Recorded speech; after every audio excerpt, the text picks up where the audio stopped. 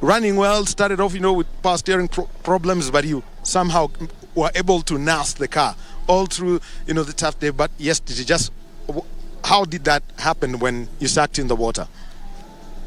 Yeah, funny thing is, the first pass we were okay. We got through the water fine. There were a few cars parked on the side, so I came in a bit slowly and powered out. Then in the afternoon, in the spirit of just taking it easier, I went in slower, but that was completely the wrong way to do it, because then now the engine had time to swallow the water. So we had to stop, and we got pulled out, but we came back to service and they managed to revive the car, though we weren't too sure if it was going to be okay or not. So we headed out today morning and everything was sounding and seeming fine, but at the start of Malewa, the engine just said no. So that's how quickly our day ended. Well, from the experiences that you've had, including this season, getting a maiden Kenya National Rally Championship win, if I was to count it, it's 24 years since a Kenyan won. I think should have been Patrick Njuri sometime in July 99.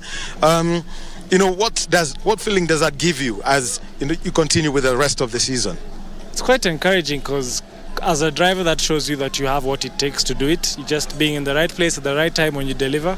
So for me to also get it quite early in my career, it's quite encouraging. So it means that we can realistically start setting that as a target to keep attaining for, and we've shown that there's no reason why not to. There's a lot of tough competition, but we're getting right amongst the big boys to keep consistently fighting with them, so it's very encouraging. Two events that you'll be looking at primarily, we'll be talking about the Kenya National Rally Championship and the Africa Rally Championship. What's your plan for the rest of the season? Right now, no plans for the Africa Rally Championship. We did that last year, but the plan for this year isn't that for now, but is to finish off the KNRC Championship.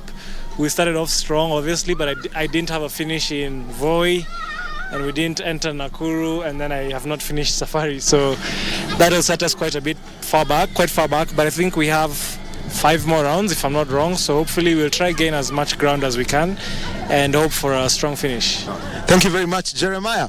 And he can take a rest together with his, co-driver, Okundi. So there they are speaking to us here at the service park. And just a reminder, that is the Talanta Highland KBC zone. That's where the cars are being serviced.